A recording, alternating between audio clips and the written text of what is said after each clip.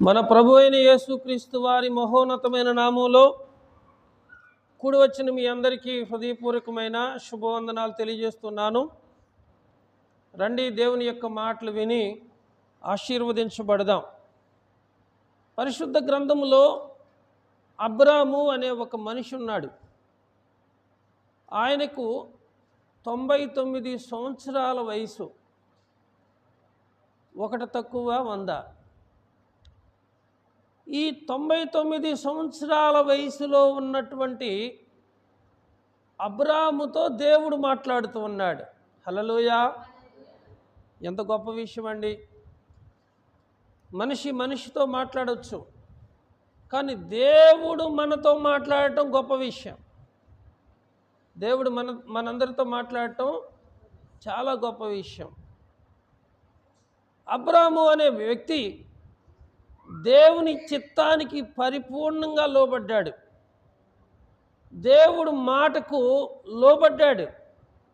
దేవుడు దేన్ని విడిచిపెట్టుకోమంటే దాన్ని విడిచిపెట్టుకున్నాడు. ఎక్కడికి వెళ్ళమంటే అక్కడికి వెళ్ళాడు. ఏది దేవుడు అడిగితే అది ఇస్తూ వచ్చాడు.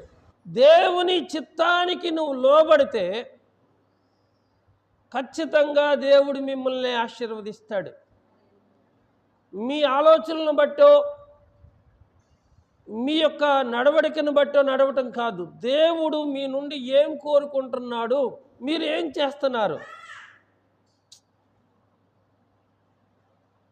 మీరు ఏమి చేస్తున్నారు అనేది జాగ్రత్తగా తెలుసుకోండి. అబ్రహాము ప్రతి విషయంలో దేవుని చిత్తానికి లోబడ్డాడు.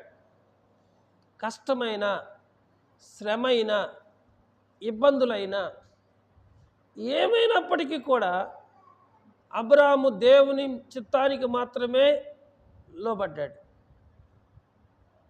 ఆయనను దేవుడు చాలా ఆశీర్వదించాడు. వెండినిచ్చాడు, బంగారంనిచ్చాడు, పశువులనిచ్చాడు, దాసదాసీలనిచ్చాడు.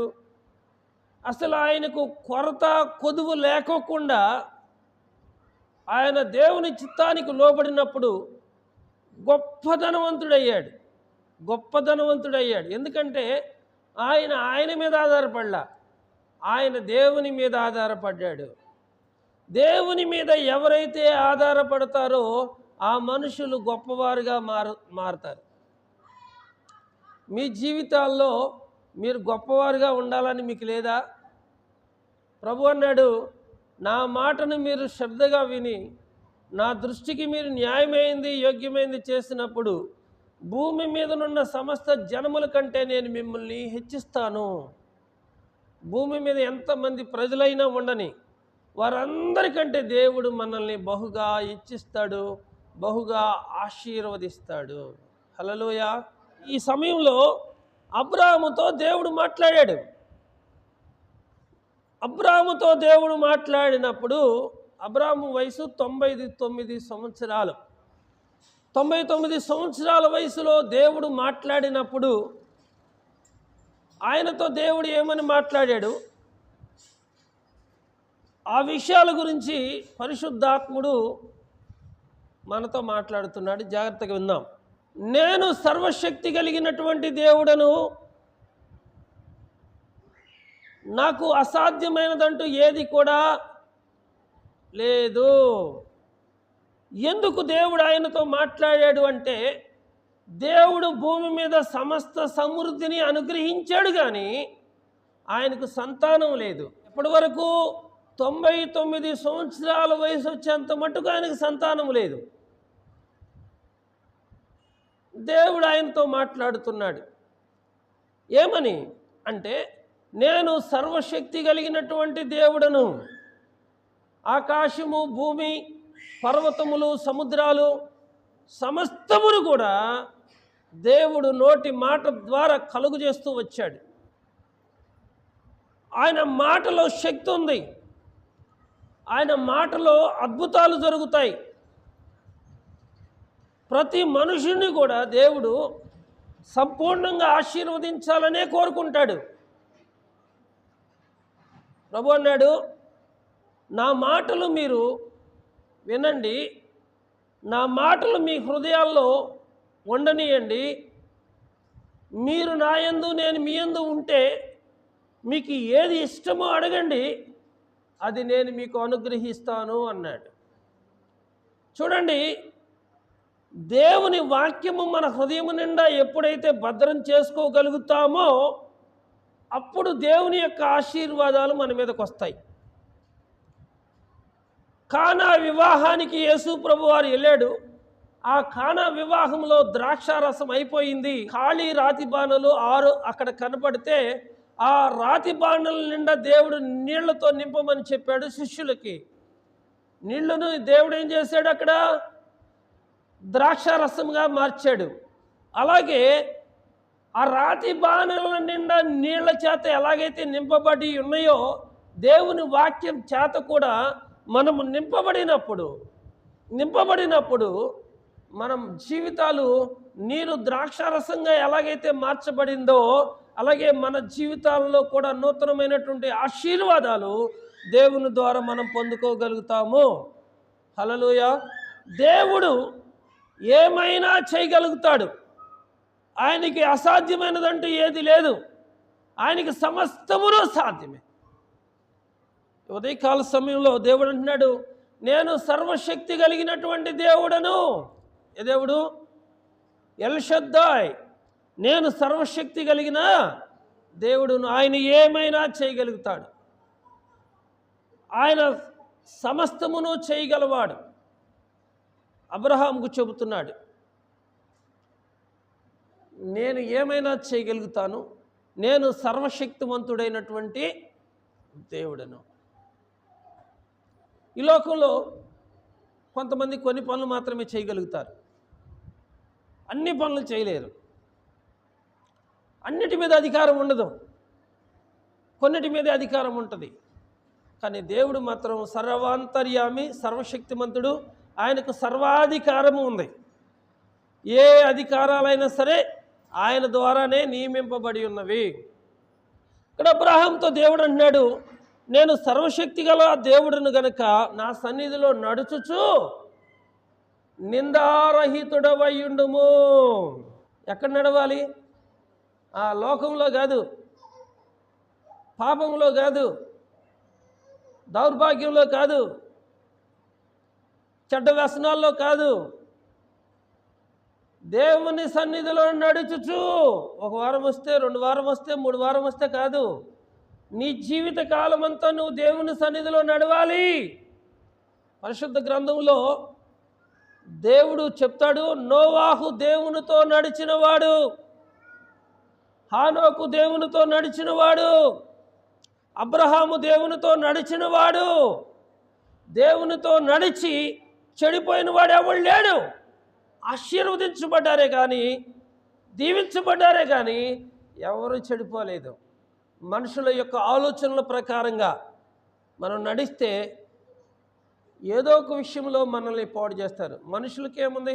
మనతో పనున్నంత వరకు, మన వల్ల లాభం కలిగేంత మట్టుకు మనుషులు మనతో స్నేహం చేస్తారు. కానీ మన వల్ల లాభం లేకపోతే అర్ధాంతరంగా, నిర్దాక్షిణ్యంగా మనల్ని విడిచిపెడతారు.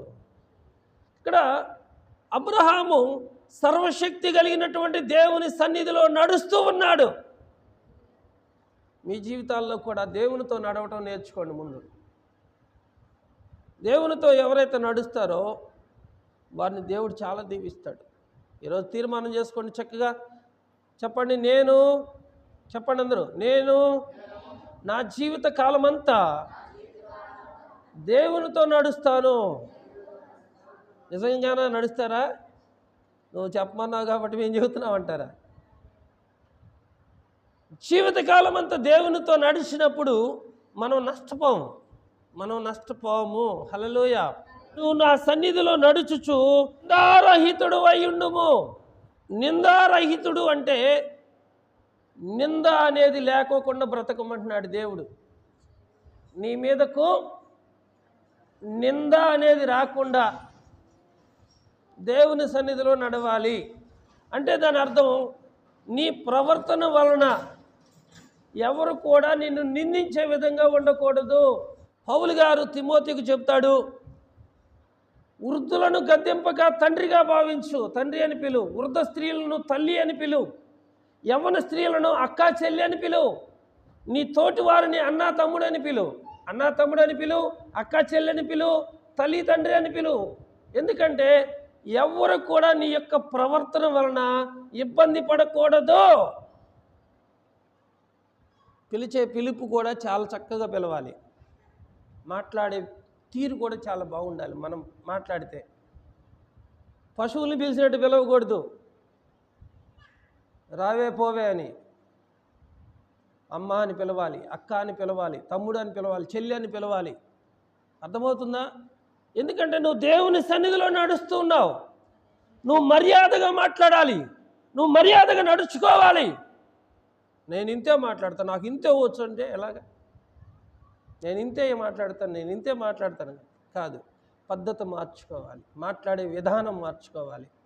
తర్వాత అంటాడు, నీ యవ్వనమును బట్టి ఎవడు నిన్ను తృణీకరించనీకోకుండా చూసుకో. నువ్వు యవ్వన కాలంలో ఉన్నావు. నువ్వు యవ్వన కాలంలో ఉన్నప్పుడు ఎవడు నిన్ను తృణీకరించనీకోకుండా చూసుకోవాలి. తృణీకరించటం అంటే ఏంటో తెలుసా?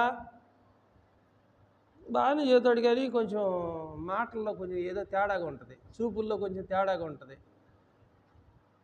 అపార్థం చేసుకోకూడదు మనల్ని ఎవరు కూడా. చూసారా, నువ్వు యవ్వనస్తుడివే కాదని నేను చెప్పను, కానీ అనవసరమైనటువంటి మాటలు నీ మీదకు రాకోకుండా నిన్ను నీవు కాపాడుకోవాలి, భద్రం చేసుకోవాలన్నమాట. భద్రము చేసుకోవాలి. దుష్టుని చేత నీవు మోసపోకూడదు. దేవుని వలన నువ్వు బలం పొందుకోవాలి అంటే ఎప్పటికప్పుడు దేవుని వాక్యం చేత నిన్ను నువ్వు సరి చేసుకోవాలి. అందుకని దేవుడు అంటాడు, యవ్వనులు దేని చేత తమ నడకను శుద్ధి చేసుకుంటారు, తమ ప్రవర్తనను సరి చేసుకుంటారు అంటే దేవుని వాక్యాన్ని బట్టి దాన్ని జాగ్రత్తగా చూసుకోవటం ద్వారా వారు పాపానికి దూరంగా ఉంటారు.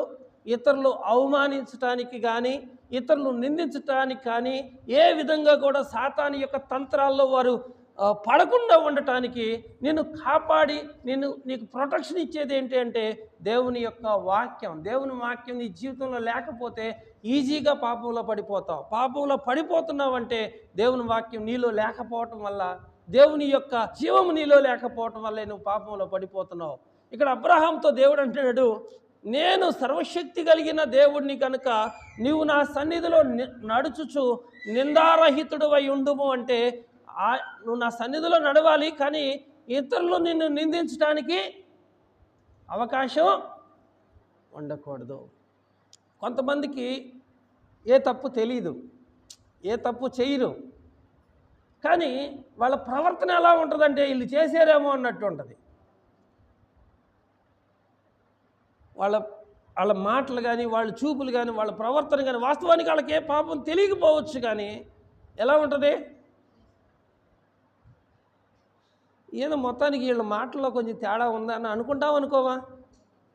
తప్పు చేయకపోయినా నీ మీదకి నింద వస్తుంది అంటే నీ ప్రవర్తన సరి చేసుకోవమ్మని.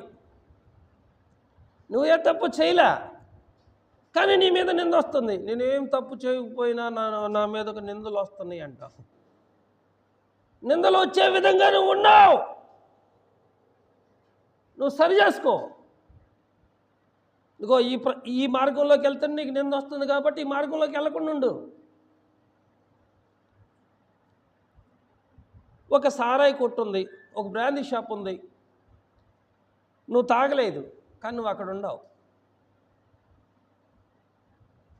ఏదో చిల్లర మార్చుకోవడానికి వెళ్ళావు. ఎక్కడ మార్చుకోవడానికి? బ్రాందీ కొట్టుకాడ ఒక 500కి చిల్లర మార్చుకోవడానికి వెళ్ళావు. కానీ ఎవరో ఒకళ్ళు కనబడ్డావు. నువ్వు ఏమంటారు? నువ్వు వెళ్ళింది దేనికి? నీకు జనం నీ గురించి ఏమనుకుంటున్నారు? మరి ఇక్కడ ఈ ప్రాంతానికి వెళ్తే చెడుగా అనుకుంటారు అనుకున్నప్పుడు ఆ ప్రాంతానికి వెళ్ళకూడదు. నువ్వు తప్పు చేయలా, నువ్వు తాగలా, కానీ నీ ప్రవర్తన అనుమానించే విధంగా ఉంది. కొంతమంది చెడ్డోళ్ళు ఉంటారు. చెడ్డోళ్ళు అంటే ఇక మీరే అర్థం చేసుకోండి. మాటికి వాళ్ళ దగ్గర నువ్వు కనబడతా ఉంటే ఏమంటారు? నువ్వే తప్పు చేయలే, నిన్ను బట్టి కాదు అవతల మనిషిని బట్టి నిన్ను ట్రాలీ చేస్తారు. గుర్తుపెట్టుకో. నువ్వు ఎవరితో స్నేహం చేస్తున్నావు అనేది గుర్తుపెట్టుకో. నువ్వు ఏ తప్పు చేయకపోయినా, ఏ నేరం నువ్వు చేయకపోయినా అనుమానించడానికి నువ్వు ఒక అవకాశం ఇస్తున్నావు కదా.